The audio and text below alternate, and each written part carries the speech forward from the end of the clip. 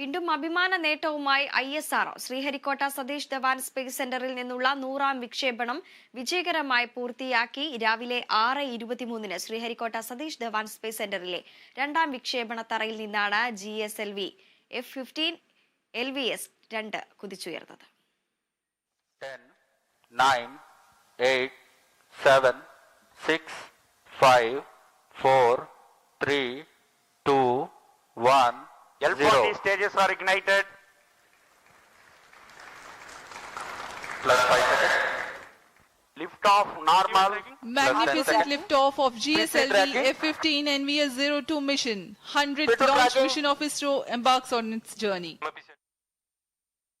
I am extremely happy to announce from the spaceport of ISRO that the first launch of this year 2025 has been successfully accomplished, with GSLV F-15 launch vehicle precisely injecting the navigation satellite NVS-02 in the required intended orbit. This mission is the 100th launch from our launch pads, which is very significant milestone of India. Till today, including today's launch, we have accomplished 100 launches from these launch pads. ശ്രീഹരിക്കോട്ടയിലെ 100ാം വിക്ഷേപണത്തിലൂടെ ചരിത്ര നേട്ടത്തിനോടൊപ്പം India കരുത്തേകിയത് ഇന്ത്യയുടെ വിപ്ലവ പദ്ധതിക്ക് കൂടിയാണ്. സ്വന്തമായി വികസിപ്പിച്ചെടുത്ത cryo എഞ്ചിന്റെ സഹായത്തോടെ GSLV വാനം തൊടുമ്പോൾ വിജയത്തിന് ഇരട്ടി മധുരമാണ്. ചാന്ദ്രയാൻ, ഗഗൻയാൻ തുടങ്ങിയ ദൗത്യങ്ങൾക്കൊപ്പം രാജ്യം ഉറ്റുനോക്കുന്ന ദൗത്യം കൂടിയാണ് നാവിക്. അമേരിക്കയുടെ GPS അഥവാ ഗ്ലോബൽ പൊസിഷനിംഗ് സിസ്റ്റം പോലെ ഇന്ത്യക്ക് സ്വന്തമായി ഒരു സംവിധാനം സാധ്യമാക്കുക എന്നതാണ് ലക്ഷ്യം. NVS-2 ഉപഗ്രഹത്തെ വഹിച്ച GSLV F-15 പേടകവും ചില്ലറക്കാരനല്ല. ഇന്ത്യയുടെ കൈവശമുള്ള ബഹിരാകാശ പേടകങ്ങളിൽ ഏറ്റവും കരുത്തേറിയതും കാര്യക്ഷമതയേറിയതുമായ പേടകമാണ് geosynchronous satellite launching vehicle അഥവാ GSLV. മുൻ ദൗത്യങ്ങളിൽ ഇന്ത്യ ഉപയോഗിച്ച പേടകങ്ങൾ PSLV വിഭാഗത്തിൽപ്പെട്ടവയാണ്. എന്നാൽ ഭാരമേറിയ ഉപഗ്രഹങ്ങളെ ബഹിരാകാശത്തെത്തിക്കാനുള്ള കരുത്ത് PSLV-കൾക്കില്ല. ഇവിടെയാണ് GSLV-കൾക്ക് പ്രാധാന്യമേറുന്നത്.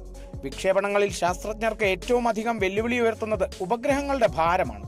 ഇത്തരത്തിലുള്ള ഉപഗ്രഹങ്ങൾ വിക്ഷേപിക്കാൻ ഭാരത്തിന് അനുപാതമായ ഇന്ധനം കൂടിയേ തീരും. കൂടുന്ന ഇന്ധനഭാരം ദൗത്യത്തെയും സാരമായി ബാധിക്കും.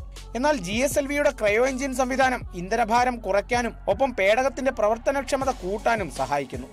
നിലവിൽ ക്രയോ എഞ്ചിനുകൾ കുറഞ്ഞ ചെലവിൽ ഉപയോഗിച്ചു വരുന്ന രാജ്യം കൂടിയാണ് ഇന്ത്യ.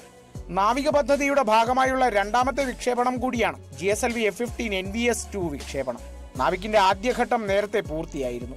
നിലവിൽ ഭാഗികമായി പ്രവർത്തനം ആരംഭിച്ച നാവിക്കിന്റെ സൗകര്യം വിപുലീകരിച്ച് GPS-നെ പൂർണ്ണമായി മാറ്റിസ്ഥാപിക്കാനും ഇന്ത്യ ലക്ഷ്യമിടുന്നു. പദ്ധതി പൂർണ്ണതയിലെത്തിയാൽ ഇന്ത്യയിലുടനീളവും രാജ്യത്തിന് പുറത്ത് 1500 കിലോമീറ്റർ പരിധിയിലും നാവിക്കിന്റെ സേവനം ലഭ്യമാകും. നിലവിൽ ഇന്ത്യൻ സൈന്യത്തിന് പുറമെ രാജ്യത്തെ മത്സ്യബന്ധന ബോട്ടുകളും കപ്പലുകളും വാണിജ്യ വാഹനങ്ങളും നാവിക് ഉപയോഗിച്ചു വരികയാണ്. സർവസജ്ജമായാൽ രാജ്യത്തെ ഗതാഗത സംവിധാനങ്ങൾക്കും ലൊക്കേഷൻ അധിഷ്ഠിത സേവനങ്ങൾക്കും സർവേകൾക്കും നാവിക് ഗുണം ചെയ്യും. പദ്ധതിയുടെ ഭാഗമായുള്ള ആദ്യ വിക്ഷേപണം നടന്നത് 2018-ലാണ്. 7 സാറ്റലൈറ്റ് കോൺസ്റ്റലേഷൻ അഥവാ ഉപഗ്രഹ സമൂഹത്തിന്റെ സഹായത്തോടെ ഇന്ത്യക്ക് സ്വന്തമായി സ്ഥാനനിർണയ സംവിധാനം സാധ്യമാക്കുന്ന ദൗത്യം കൂടിയാണ് ഇന്ത്യൻ റീജിയണൽ നാവിഗേഷൻ സിസ്റ്റം അഥവാ നാവിക് പദ്ധതി. Prasad Kalidasan, science desk, Kerala vision news.